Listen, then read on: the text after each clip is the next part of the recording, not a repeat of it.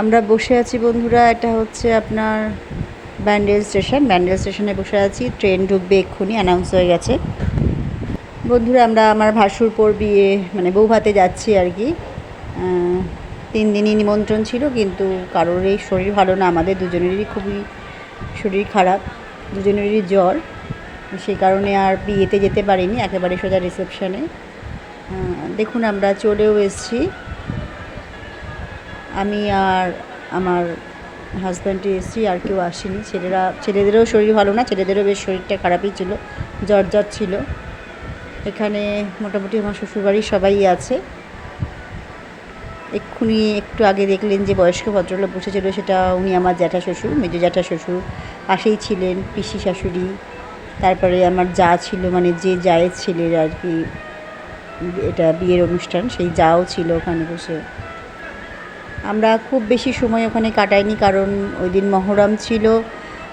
যেটা 40 মিনিটের রাস্তা, সেটা আমাদের 3 ঘন্টা লেগেছে, কারণ আমরা নৈহাটির থেকে ব্যান্ডেল থেকে তারপরে আমরা সোজা মানকুণ্ড গেছি।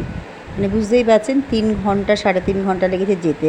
আসার সময় আবার রাত্রির 8টার পর থেকে সবই গাড়ি ঘোড়া চলেছে বলে অসুবিধা হয়নি, 40 মিনিটে পৌঁছে গেছি।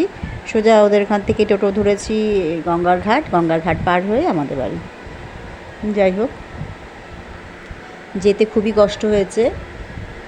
দেখুন বন্ধুরা, এই যে ওরা যে ভিলাটা করেছিল, ভিলাটা ভীষণ সুন্দর, ভিলা চারপাশটাও খুব সুন্দর। এত বড় জায়গা নিয়ে করেছিল যে কোনো রকম প্রায় 350 লোকের মানে নিমন্ত্রিত ছিল, কোনো ভিড়ভাড়টা সেরকম যে খুব ঠেলাঠেলি হয়েছে সেটা না। যদিও আমরা খুব প্রথমের দিকে গেছি, আবার ফার্স্ট ব্যাচে খেয়েই চলে এসেছি, কিন্তু তবুও জায়গা দেখে বোঝা গেছে যে খুব মানে ঠেলাঠেলি হওয়ার জায়গা নয়। এক জায়গায়, এক জায়গায় বউ বসেছে, এক জায়গায় লোকজন বসেছে, যেখানে মানে ফুচকা কফি পকোড়া সব ছিল, আবার আরেক জায়গায় খাবারের ব্যবস্থা ছিল, মানে চতুর্দিকে ছড়ানো ছিল জায়গাগুলো, যার জন্য কোনো রকম কোনো অসুবিধা হয়নি। বউ তো খুবই সুন্দরী হয়েছে, খুব মিষ্টি দেখতে হয়েছে বউ। সমস্ত ব্যবস্থা খুব সুন্দর ছিল, খুব সুন্দর খাওয়া দাওয়া হয়েছে। এই গরমে ঠিক যেরকম খাওয়া দাওয়া দরকার ঠিক সেরকমই হয়েছে। সমস্ত ব্যবস্থা ভীষণ সুন্দর ছিল। যাই হোক, আমরা খুবই আনন্দ করেছি, ওই অতটুকু সময়ের মধ্যেও ভীষণ আনন্দ করে নিয়েছি। তো যেটা বললাম, যেতে ভীষণ কষ্ট হয়েছে, কারণ জানতাম যে ওপারে মানে গাড়ি ঘোড়া সেভাবে চলবে না, যেহেতু মহরম ছিল, সেই কারণে রিস্ক নিয়ে আর আসার সময় আমরা ওদিক দিয়েই এসেছি। দেখুন খাবারের যে হলটা, সেটাও অনেক বড়, আমরা খেতেও বসে গেছি বন্ধুরা। খাবার ভিডিও সেভাবে করব না, কারণ এক হাতে ক্যামেরা ধরে খাওয়াটা খুব মুশকিল। আর যেহেতু আমরা ফার্স্ট ব্যাচে বসে গেছি, সেই কারণে সব দিকটাই ফাঁকা, শুধু আমার যে ভাসুর, ওনার কিছু অফিস স্টাফরা ছিলেন, তারা খাওয়া দাওয়া করছিল, আর আমরা, সেই কারণে চতুর্দিকটা মোটামুটি ফাঁকা।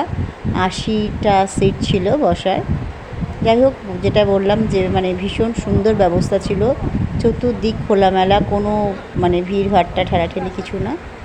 যাই হোক বন্ধুরা, তাহলে আজকের মতো ভিডিও এখানেই শেষ করছি। আগামী ভিডিওতে আবার দেখা হবে, আবার কথা হবে। সবাই খুব ভালো থাকবেন, সুস্থ থাকবেন। শুভরাত্রি।